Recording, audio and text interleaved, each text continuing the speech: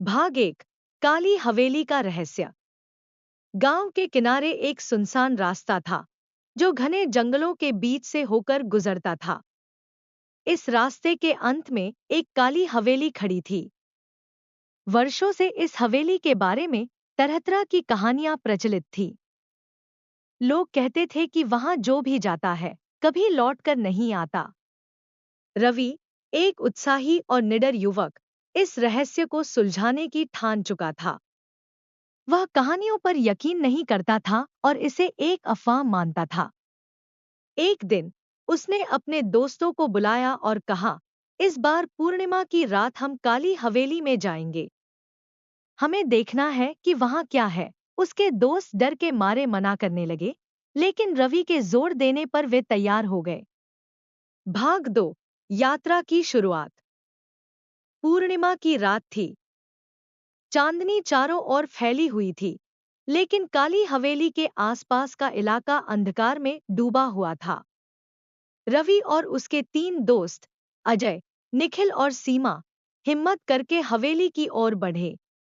रास्ते में उन्हें अजीब अजीब आवाजें सुनाई देने लगी। कभी किसी के रोने की आवाज, तो कभी पेड़ों के झूमने की।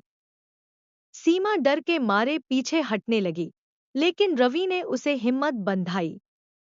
जब वे हवेली के दरवाजे पर पहुंचे, तो दरवाजा खुद ब खुद खुल गया। यह देखकर सभी के रोंगटे खड़े हो गए। अंदर का माहौल और भी भयानक था। दीवारों पर खून जैसे धब्बे थे और अजीब सी दुर्गंध फैल रही थी। भाग 3। छुपे हुए सच का सामना। अंदर जाने के बाद उन्हें चारों ओर अजीब आकृतियां दिखाई देने लगी। एक कमरे में उन्होंने एक पुरानी किताब देखी। किताब के पन्ने फड़फड़ा रहे थे, मानो कोई अदृश्य हाथ उसे पलट रहा हो।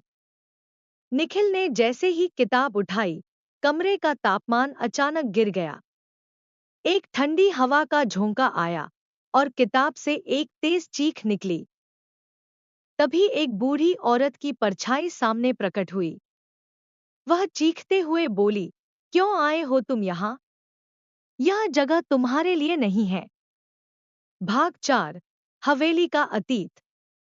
बूढ़ी औरत ने उन्हें एक कहानी सुनाई। उसने बताया कि यह हवेली एक तांत्रिक की थी, जिसने अपनी तांत्रिक शक्तियों से अमर होने का प्रयास किया था। लेकिन उसके अनुष्ठान के दौरान कुछ गलत हो गया और उसकी आत्मा इस हवेली में फंस गई। तब से वह हर पूर्णिमा की रात आत्माओं को बुलाकर अपने अनुष्ठान को पूरा करने की कोशिश करता है। भाग 5। मौत का जाल। अचानक हवेली में चारों ओर से आवाजें गूंजने लगी। तुम लोग यहाँ से नहीं जा सकते। अब तुम मेरी शक्ति का हिस्सा बनोगे। दीवारों से खून बहने लगा और फर्श पर अजीब निशान उभरने लगे। रवि और उसके दोस्तों ने भागने की कोशिश की, लेकिन दरवाजे और खिड़कियां बंद हो चुकी थी। तभी रवि को वह किताब याद आई। उसने अंदाजा लगाया कि इस किताब में उस तांत्रिक को रोकने का कोई उपाय होगा। भाग 6। जीवन और मृत्यु की लड़ाई। रवि ने किताब के पन्ने पलटे और एक मंत्र पढ़ा। अचानक हवेली में एक तेज रोशनी छा गई और तांत्रिक की परछाई प्रकट हुई। वह गुस्से में चिल्लाया, तुमने मेरे आराम में खलल डाली है, इसकी सजा तुम्हें मिलेगी। रवि ने साहस के साथ मंत्र को दोहराया। रोशनी और तेज हो गई और तांत्रिक की परछाई दर्द से कराहने लगी। आखिरकार मंत्र पूरा होते ही तांत्रिक की परछाई गायब हो गई।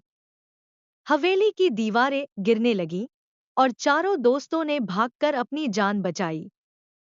बाहर आते ही उन्होंने देखा कि हवेली गायब हो चुकी थी और वहां केवल एक खंडहर बचा था। गांव में लौटकर उन्होंने यह कहानी सबको सुनाई। काली हवेली का रहस्य हमेशा के लिए खत्म हो चुका था। अंत। लेकिन क्या सचमुच? क्योंकि कुछ दिनों बाद गांव के दूसरे कोने से फिर अजीब चीखों की आवाज आने लगी।